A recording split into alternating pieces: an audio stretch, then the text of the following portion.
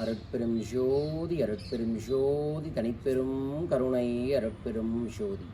குருவே சரணம், குருவே துணை, குலதெய்வமே சரணம், குலதெய்வமே துணை. ஆனந்த வணக்கம் அன்பர்களே.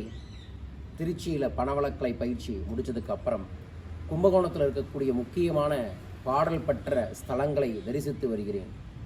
அப்போது தயாநிதீஸ்வரர் என்கின்ற மிக அற்புதமான ஒரு ஸ்தலத்தை சந்தித்தேன். இந்த ஸ்தலத்தோட சிறப்பு மிக முக்கியமாக இது பாடல் பெற்ற ஸ்தலம். ஆஞ்சநேயருக்கு வாளை வளர்த்தி விட்ட ஸ்தலம். சிட்டுக்குருவிக்கு இங்கு மோட்சம் கிடைத்த ஸ்தலமாகவும் இருக்கக்கூடிய ஒரு அற்புதமான ஒரு இடம்தான் இந்த கோயில். இந்த கோயில் நிறையா ஃபேமஸாக இல்லாட்டியும் இந்த கோயில் இருக்கக்கூடிய சிற்பங்கள், கோயில் இருக்கக்கூடிய அதிர்வலைகள் மிக அற்புதமாக, மிக உன்னதமாக இருக்கின்றது.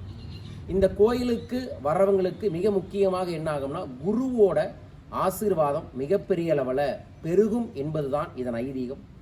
கர்ப்பிணி பெண்களுக்கு அந்த கர்ப்பம் தரிக்கக்கூடிய காலங்களில் அது சீரும் சிறப்புமாக நடைபெறுவதற்கான சூழல்களும் ஏற்படும்.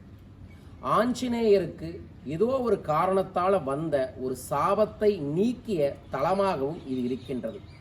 சிரஞ்சீவிக்கே சாபம் நீக்கிய ஒரு ஸ்தலத்தில் நாமும் வழிபடுவதன் மூலமாக நம் வாழ்வில் இருக்கக்கூடிய சாபங்களும் எதிர்மறைகளும் தோஷங்களும் காணாமல் போகும். அது மட்டுமல்ல, இப்போ நான் நின்று பேசிட்டு இருக்கக்கூடியது அந்த கோயிலுக்குள்ள பின்னாடி இருக்கக்கூடிய ஒரு அற்புதமான ஒரு உன்னதமான ஒரு திரு சிலை, அர்த்தநாரீஸ்வரரோட சிலை. நம்ம திருச்செங்கோடில் போய் தரிசனம் பண்ணுவோம். அங்கே அருவமாகவும் உருவமாகவும் சூட்சமமாகவும் இருக்கக்கூடிய அந்த இறைவன் இங்கே பார்த்தீங்கன்னா 2 பாகம், சக்திக்கான பாகத்தில் சக்திக்கான உருவங்களும் அதற்கான ஆபரணங்களும் அதற்கான பெண் அமைப்பையும் கொடுத்துருக்காங்க. சிவபாகத்தில் சிவனுக்கான அமைப்பையும் கொடுத்துருக்காங்க.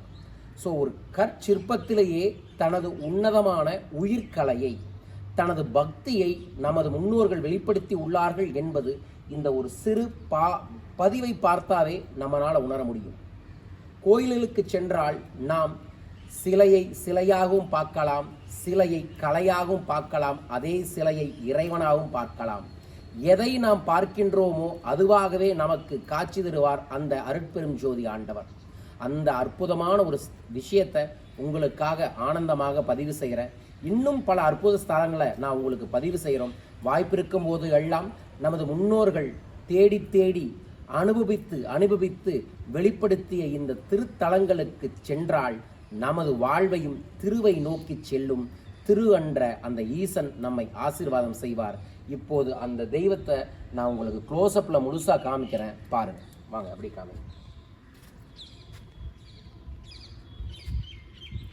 அர்த்தநாரீஸ்வரர் அருள்மிகு மாதொரு பாகர் அப்படிங்கிற மாதிரி பதிவு செஞ்சுருக்காங்க. மாதொரு பாகர் அப்படின்னா சிவனுக்கு பாதியாக பார்வதி தேவியான சக்தியும் இருக்கக்கூடிய தன்மை தான் இந்த தன்மையே. இந்த மாதிரியான அமைப்பை கண்டாவே இறைத்தன்மை இருக்கிறவங்கனால தான் இதை உருவாக்க முடியும் அப்படிங்கிறத நம்ம உணர்ந்து கொள்ள முடியும். வாருங்கள், இத்திருத்தலத்திற்கு. இந்த திருத்தலத்தின் ஆசீர்வாதம் உங்களுக்கும் அனைவருக்கும் கிடைக்க வேண்டுமென கேட்டுக்கொள்கின்றேன்.